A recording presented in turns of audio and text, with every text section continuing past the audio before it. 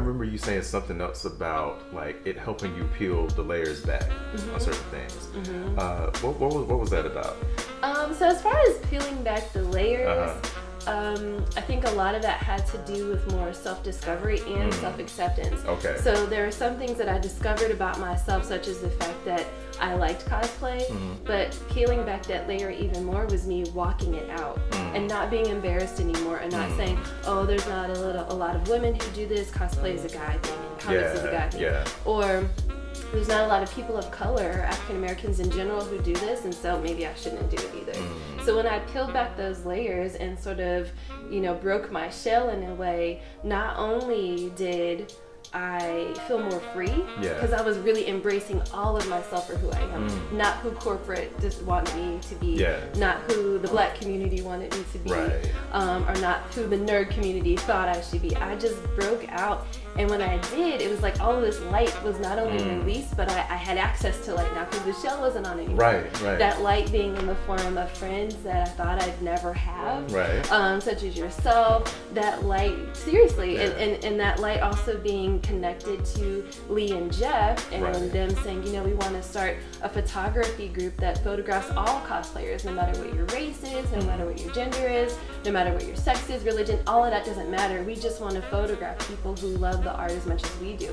And they're like, can you come on and be our creative director? And I was like, whoa, So there's another way, another outlet, so to speak, for me to even embrace myself. So as I peeled back these layers of insecurity to really embrace who I am, and who I was even at the time, I started it started unveiling other pieces of me that I really never knew existed, and connecting me to people who not only embrace those parts of me too, but actually encourage those parts of me. Like, that's so powerful because the world will beat you down at every chance it gets. Right? And it's almost like that's its purpose. And if that's its purpose and society's purpose, cool. But what is mine? And what am I going to do to preserve who I am? And while I'm preserving who I am, grow.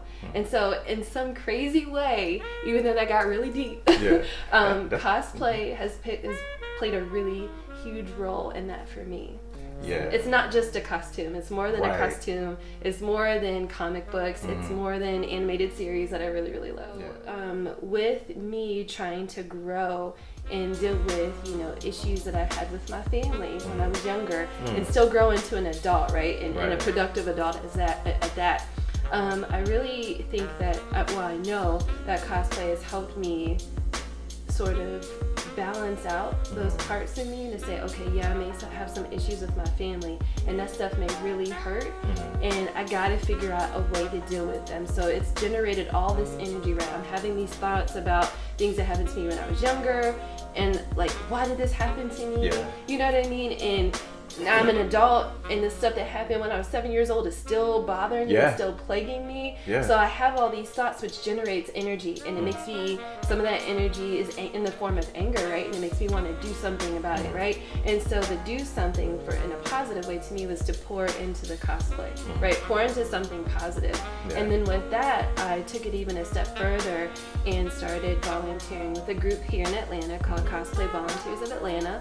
You can follow them on social media as well, but they're a group of just regular everyday people. They have all these different careers and different things that are going on in their own lives, but the one thing that we have in common is we'll make our costumes, or some of them, we'll purchase their costumes, whatever, but we all dress up in cosplay and really try to give back to children.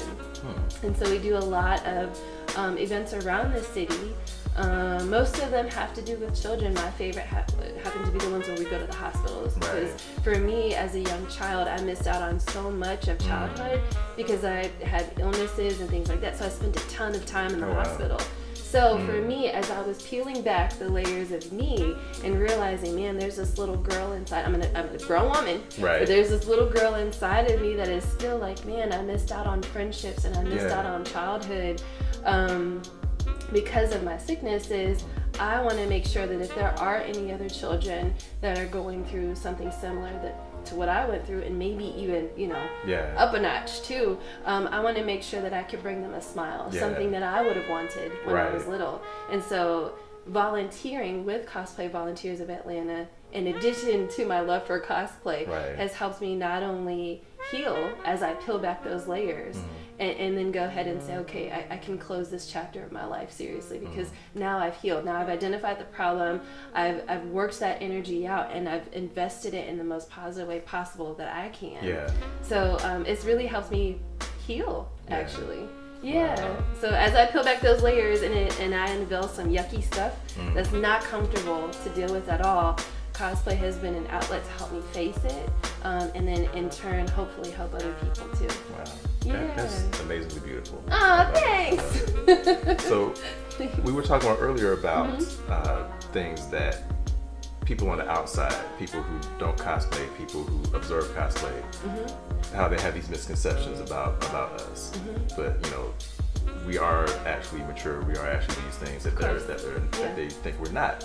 What's something else that you think? What's one thing that you feel like you want people out on the outside of cosplay to know about cosplay, or something that you think they don't understand as good as you would want them to? That's a good question. Let's see. I never thought about that before, so I actually don't have a prepared answer. I don't know. But let's see.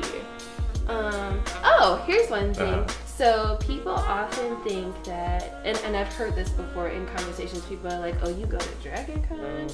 You know the stuff that goes down at DragonCon. Okay, yeah. So you into that sexual stuff, or you're into that blah, blah, blah. And I'm like, okay, let's just be real. Meanwhile, I ain't never seen any of that. Right. Never. I'm a human, so yes, I'm going to be honest with you. I'm a sexual being. Right. Like, okay, I acknowledge that. But at the same time, I've never run into any of that. Right. Not to say that it doesn't happen. Because I mean, it clearly does. It clearly does. Like, but that's not why I'm there. And so I think one of the common misconceptions is, in order to be into cosplay, you have to be like this overly sexual person, and you have to be on some stuff that, you know, for many people is disconcerting or uncomfortable or disagreeable or just flat out weird. And some people, I mean, cosplay is such really it's just a microcosm of actual reality, right? And actual society. So whatever bits and pieces of things you see in society, in cosplay, because humans cosplay, you're gonna see elements of that too. Right. But that doesn't mean that you have to be like a sexual deviant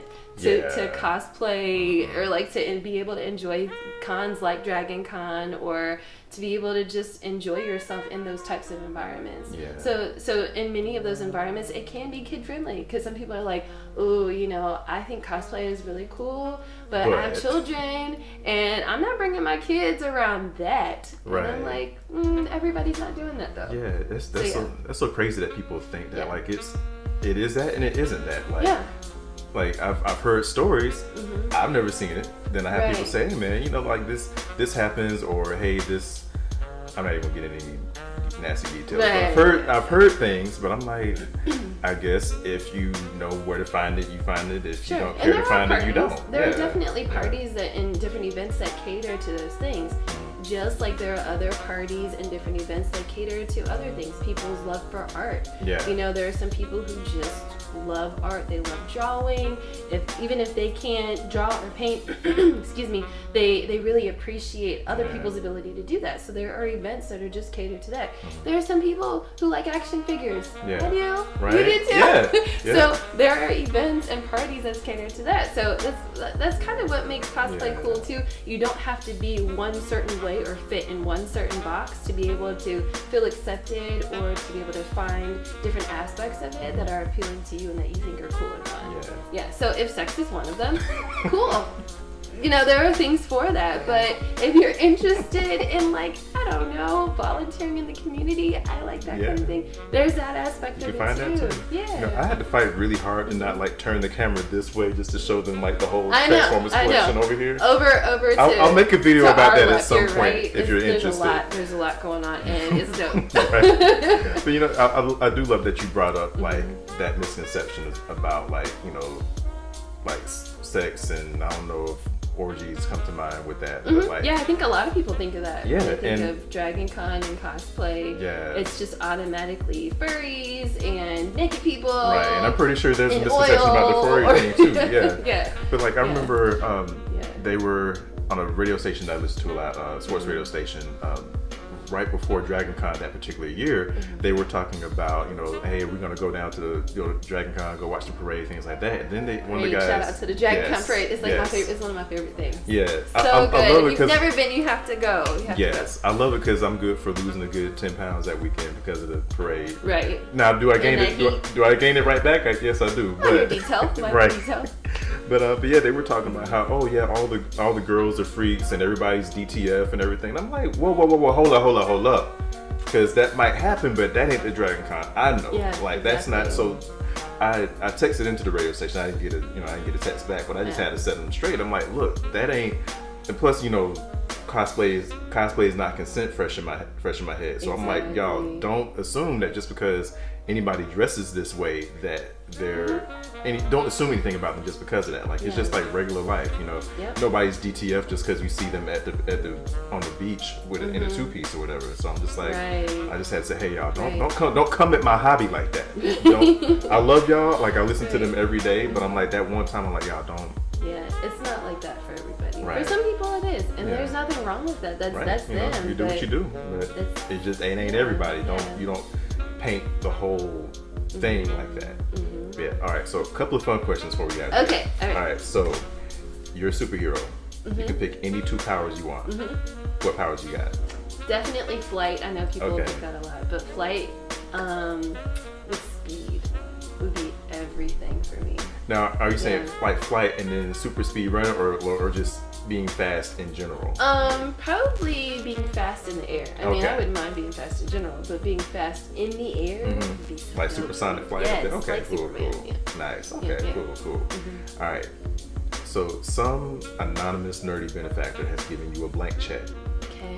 And the rules are you have to use it on cosplay, and you can only use it on one cosplay. What you doing with it? Oh, only on one cosplay? Only on one cosplay. A limited budget. Money is not an issue, but one cosplay. Oh, it's and so hard. And you can only use it on cosplay. Can I pick 2? Okay, I guess. Okay. So if I can pick 2, number 1, hands down, Black Panther. Okay. Black Panther.